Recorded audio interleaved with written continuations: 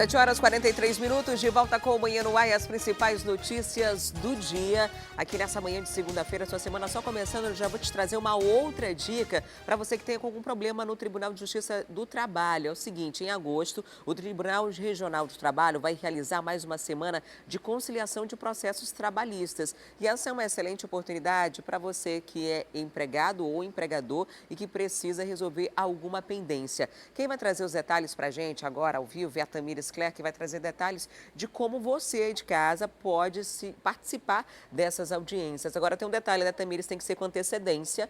Apesar de ser em agosto, já tem que procurar logo, né?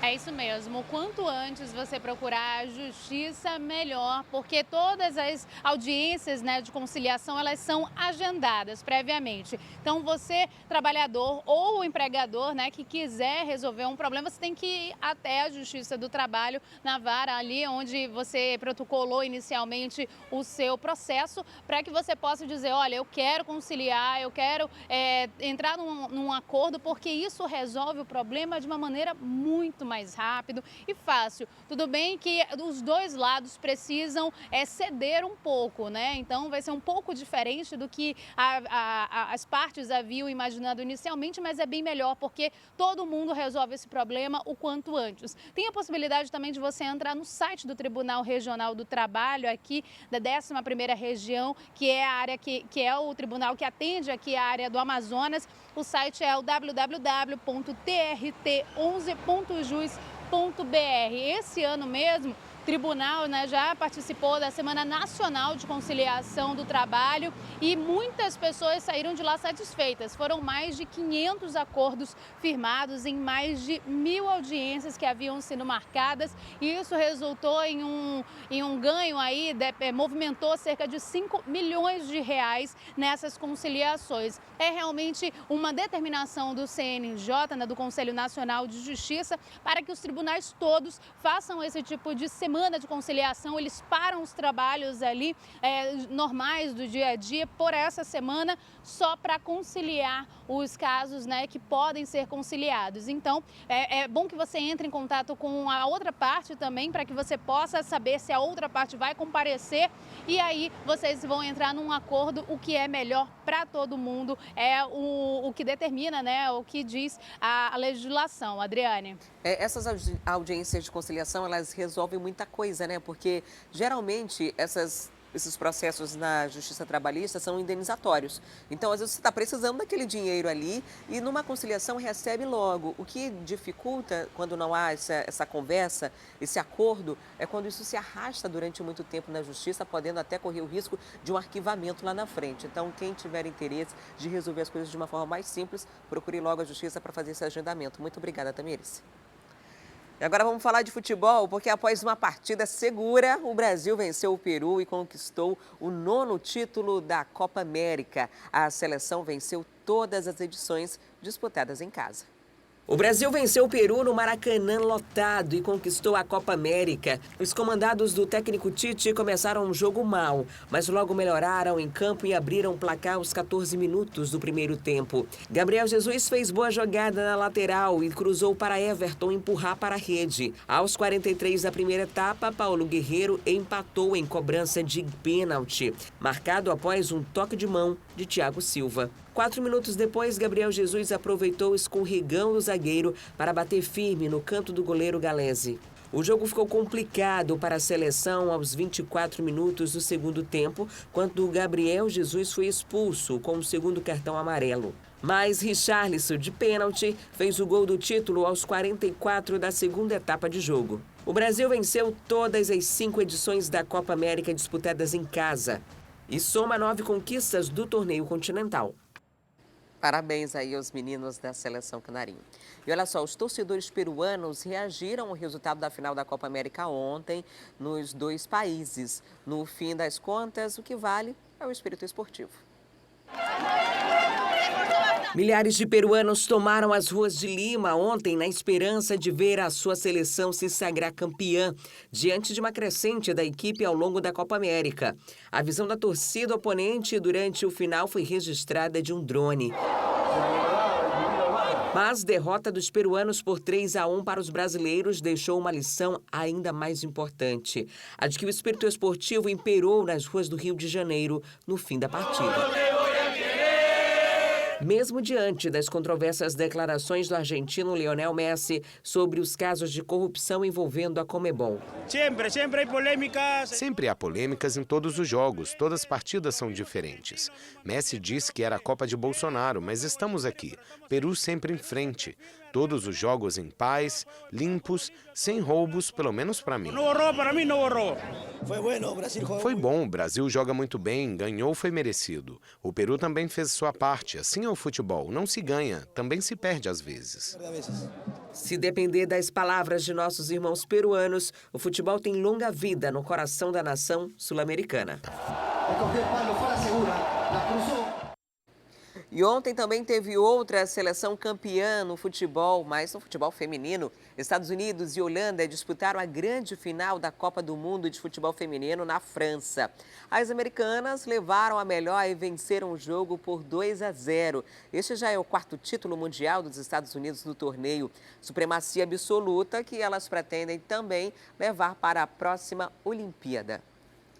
E ainda falando sobre futebol, agora da Série D do Campeonato Brasileiro, tem uma ótima notícia. O Manaus fez o jogo de volta contra o São Raimundo de Santarém no sábado à tarde, na Arena da Amazônia. O time amazonense venceu no tempo normal por 1-0, mas precisava de 2 gols de vantagem para se classificar direto. A partida então foi para os pênaltis. O Gavião levou a melhor e venceu por 4-3. Foi um jogo emocionante. Com esse resultado, Manaus garantiu a classificação para as quartas de final da competição. O que isso significa? Que a gente está muito pertinho do acesso à Série C, um acesso que a gente não consegue há 20 anos. O Manaus precisa passar só pelo próximo adversário, porque se vencer o jogo de ida e volta, já se classifica para as semifinais e todos os times que estão nas semis já sobem para a Série C no ano que vem. Então a gente fica muito aí na torcida e daqui a pouco, assim que tiver adversário definido e a data desse jogo, a gente informa para você. E o estádio Ismael Benigno, conhecido também como Estádio da Colina, foi interditado a pedido do Ministério Público do Amazonas. Na decisão, o juiz Rony Frank Torres, titular da primeira vara da Fazenda Pública, levou em conta o laudo técnico emitido em 2016 pela Polícia Militar, que apontou a ausência de documento expedido pelo Corpo de Bombeiros, entre outras restrições. Segundo o magistrado, o local vai continuar interditado até que a Secretaria de Esportes, Juventude e Lazer apresente os devidos laudos. Em nota, a CEGEL informou que ainda não foi notificado oficialmente sobre a decisão e que já solicitou aos órgãos competentes todos os laudos para testar a regularidade do estádio. E agora chegou o momento do nosso Direto da Redação.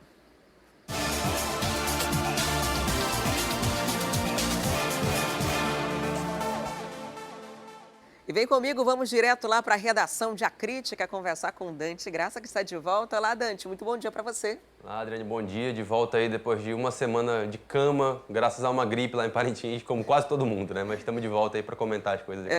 Um trabalho muito pesado, né? Esses dias deixa o esgotamento físico e aí a imunidade acaba baixando. É verdade. Agora, Dante, vamos falar sobre o Tribunal de Contas da União, o TCU, que deu um prazo de 24 horas para que o ministro da Economia, Paulo Guedes, explique se está ou não investigando, fazendo investigações financeiras atípicas do jornalista Glenn, que é aquele que fez os vazamentos das conversas entre Moro e o procurador da Lava Jato, né? E de acordo com... Há muitos boatos circulando na internet, inclusive o próprio jornalista se sentiu ameaçado, já disse que acredita que está sendo investigado, e quando o Moro foi à Câmara na semana passada, ele não disse nem que sim nem que não, se estava investigando ou se não estava investigando, Glenn. É verdade, isso aí está tudo muito aberto, né? Mas é uma determinação do ministro Bruno Dantas, do TCU, a partir de uma representação do Ministério Público de Contas, né? Para querer que se tenha isso explicado, né? Se de fato há uma investigação ou não. Porque até que se prove o contrário, não há nenhum inquérito, não há nenhum processo de fato definido contra o Glenn Greenwald por parte do Moro ou por parte de qualquer um dos procuradores da Força Tarefa da Lava Jato que foram alvos aí desses vazamentos de conversas, né? Essa determinação aí deve ser cumprida hoje, né, pelas contas, né, já que foi feita no sábado. não havia tempo hábil de se esclarecer isso aí no domingo. Lembrando que essa investigação, esse esclarecimento que se cobra é feito ao COAF, né, ao Conselho de Controle de Atividades Financeiras, que é aquele órgão que inicialmente o Ministério da Justiça queria sob sua alçada, mas acabou ficando com o Ministério da Economia por conta aí do Congresso, né, que acabou deixando no Ministério da Economia, que já era onde ele funcionava anteriormente, né? Então eles vão ter que esclarecer isso, porque o que se tem na tese, na representação, inclusive, do Ministério Público de Contas, é de que haveria uma investigação da Polícia Federal sobre o Glenn Greenwald para saber se ele tem alguma movimentação atípica financeira que denote algum tipo de compra ou de negociação acerca das mensagens, né, que foram reveladas aí pelo Intercept, que estão sendo reveladas pelo Intercept aí há quase um mês, já mais de um mês, e que tem inclusive participação já com outros veículos, né? Tem sido feitas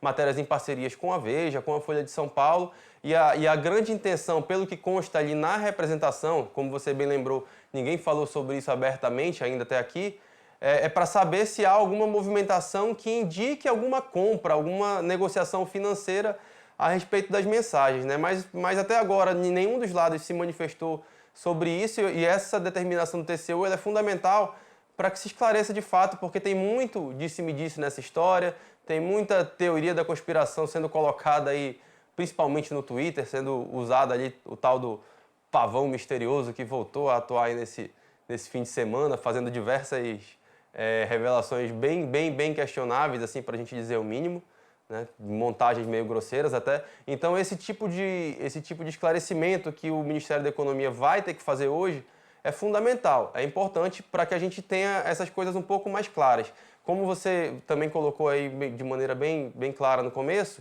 o Glenn Greenwald já se sente intimidado, né, por conta disso, já se coloca, não que ele se recue de alguma maneira, mas assim, ele já trata esse tipo de posicionamento do governo como uma perseguição política. E é importante que a gente frise também até que ponto esse tipo de posicionamento, esse tipo de investigação é estratégico para o governo, né? A gente tem uma pesquisa que saiu no Datafolha no sábado, que já mostra que 58% da população já questiona algumas atitudes do então juiz Sérgio Moro, né? É importante a gente separar os papéis, hoje ele é ministro, mas na época era juiz. E mesmo que isso não faça com que essa mesma parcela da população concorde que o Lula deve estar preso, né? Então já há um tipo pelo que diz essa pesquisa, já há um tipo de esclarecimento maior da população de separar o que é uma coisa e o que é outra coisa. Então tem que ver até que ponto esse tipo de estratégia que está sendo usada aqui, pelo menos pelo que consta na representação do Ministério Público de Contas, está sendo usada pelo governo, se ela é interessante ou não, né? Que bem que ela vai fazer para a imagem do governo que já vem enfrentando diversos desgastes aí, né? No caso do Pavão que você citou, as publicações que têm sido feitas são insinuando de que que o Jean Williams teria vendido o mandato dele, que hoje é ocupado pelo esposo do Glenn, que é o jornalista que fez as denúncias, que tudo teria sido uma troca para que hoje chegasse a essa situação.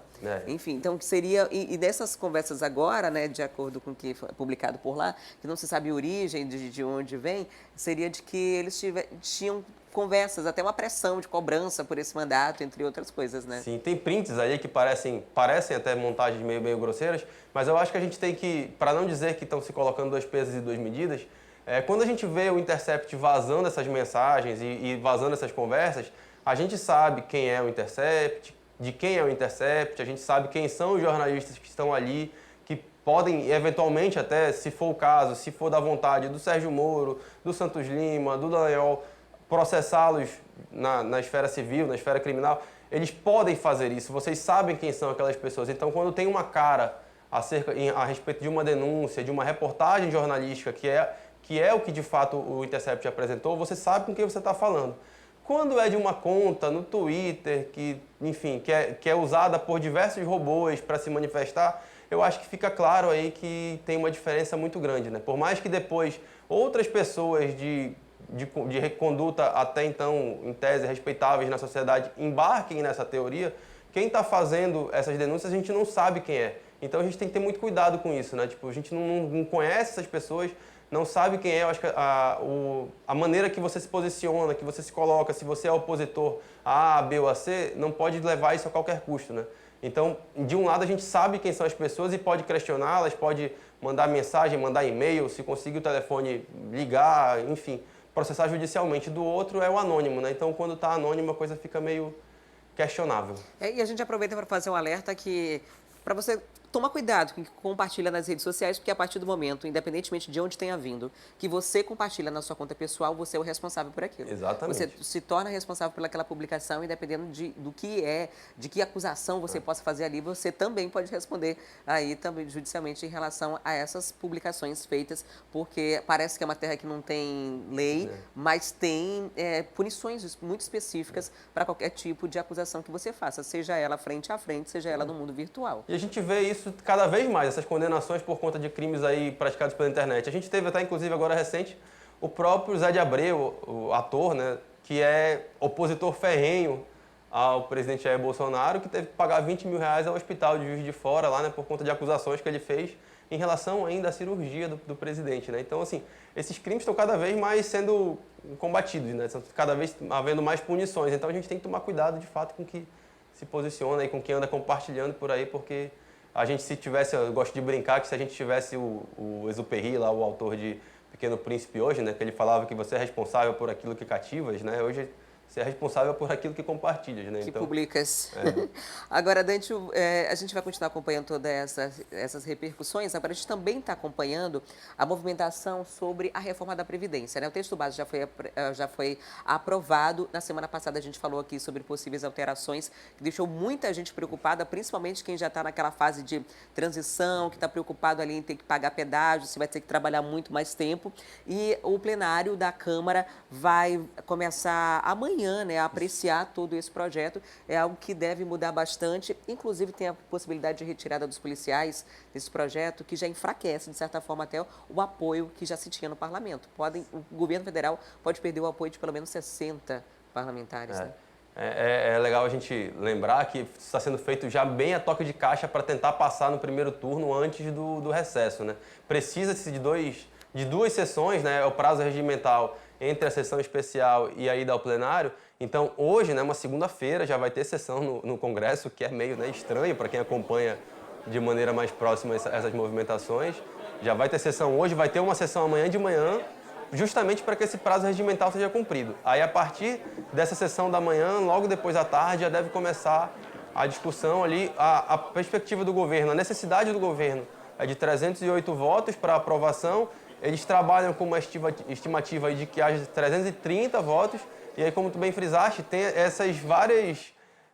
esse puxa-encolhe que vai ter agora de algumas questões. Tem a dos policiais, tem a das previdências dos estados e municípios também, que é uma briga que aparentemente o governo já está abandonando, porque já começa a entender que vai ter muito prejuízo. Na conta do Rodrigo Maia, do presidente da Câmara, deve ter pelo menos 50, 60 votos também de prejuízo, caso eles queiram incluir a previdência dos estados e municípios. Isso aí já inviabilizaria, né? Porque se tem 330 e precisa de 308, né, o saldo aí é de uma margem de 22 votos só. Né? Não dá para eles tentarem pagar esse preço de querer encampar essa briga. Aí é primeiro turno ainda, né? Se eles conseguirem aprovar antes do recesso, ainda vai para o Senado, depois tem uma outra aprovação na Câmara, porque muda a Constituição, muda muita coisa.